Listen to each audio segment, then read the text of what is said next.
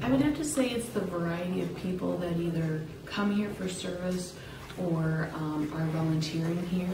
I think what I like about, I just like people that are different and come from different backgrounds and different experiences.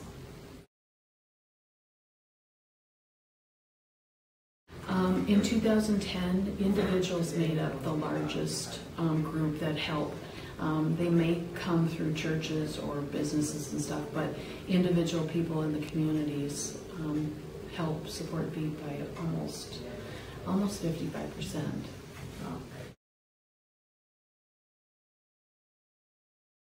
I actually started as a volunteer in 1998, and I volunteered in lots of different areas at VEAP for a couple of years.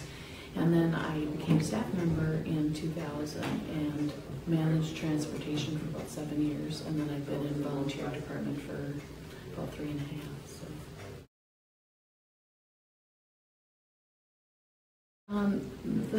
There's more staff that are here now than we've ever had.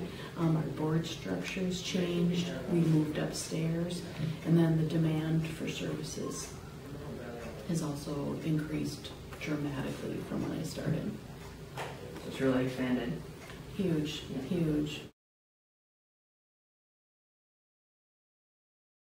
As volunteer director, my job is to help recruit the volunteers, get volunteers trained, get them placed, provide support to them, help the different managers, with their volunteer needs and helping to make sure that they've got the folks they need to get the job done.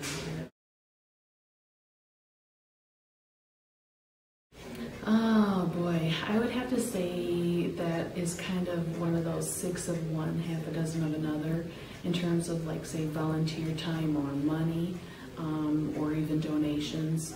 All of them kind of are needed to just pull it all together.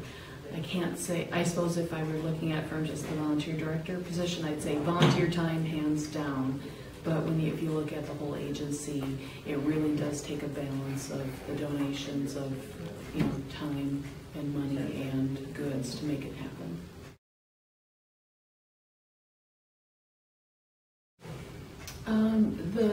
Probably the biggest group that VEAP serves is low-income households.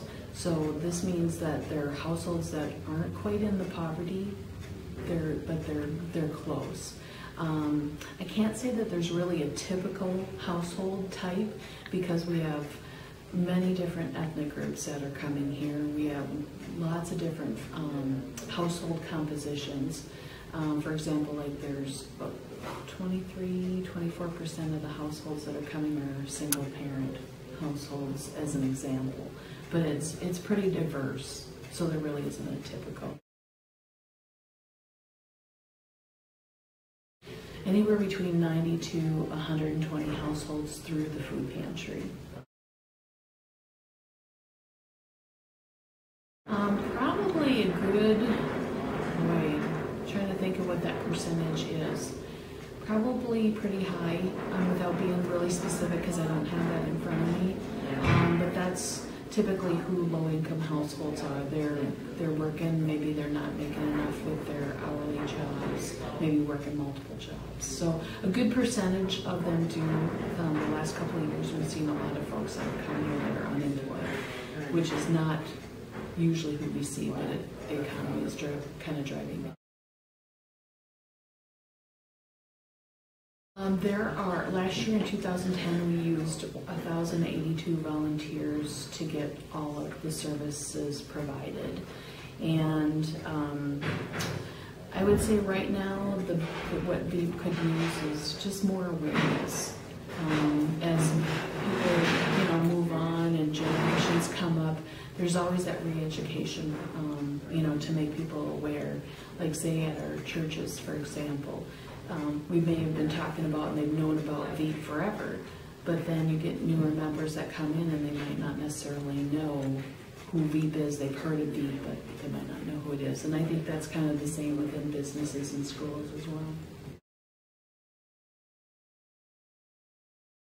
Probably about 3.5 hours. That's our typical shift. And there's a few that work more than that, but that would be the average.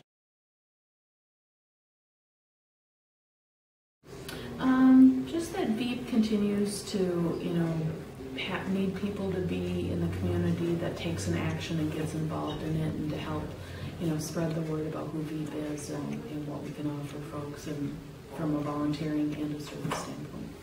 All right, thank you. You're welcome.